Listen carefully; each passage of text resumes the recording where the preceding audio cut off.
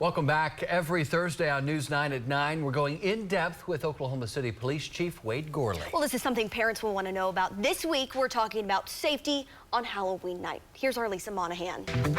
Oklahoma City Police Chief Wade Gourley back in studio this morning for our chat with the chief. And Chief, Halloween just a few days away now. I love the costume, by the way. No, really, maybe I could borrow it. What are some things parents can do to make sure their kids stay safe this Halloween? So I think it's very important that when the parents take their kids trick-or-treating, they're familiar with the areas that they're going into, you know, just familiar neighborhoods, those kind of things. Reflective clothing is very good, and that's one of the things that people don't think about a lot is how dangerous it is from a pedestrian standpoint. Kids get excited, they want to run and be to the next house. And so carrying a flashlight, use that buddy system so that you know you don't get separated, you don't get lost. And then stay on those sidewalks as much as you can in those neighborhoods and be very careful crossing the street. I know there's so much excitement on these nights. Okay, what about the older kiddos, though? A lot of them still like to go out and enjoy Halloween. What can parents do to stay safe with the older kids in mind? I think just making sure they know, where those kids are at. A lot of the older kids have cell phones, so maybe they can track their locations or at least stay in touch with them and make sure the kids are checking in regularly.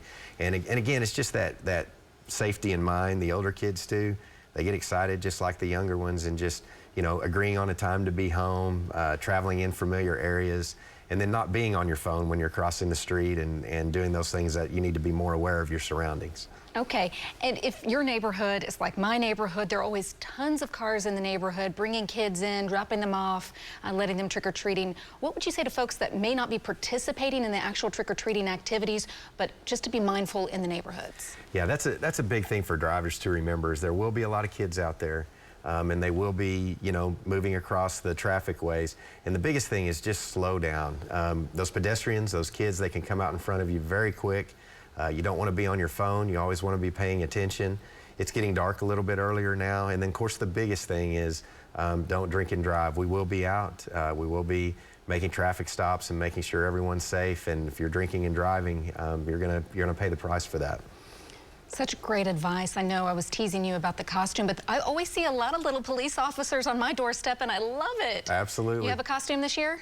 You're looking at it. This is it. Love it. This is all for me. And I always, those kids that show up to the door wearing those costumes, I'm hoping maybe they'll be one of our future officers too. So we're hiring and we need them. I love it. Thank you so much for being with us today and every Thursday.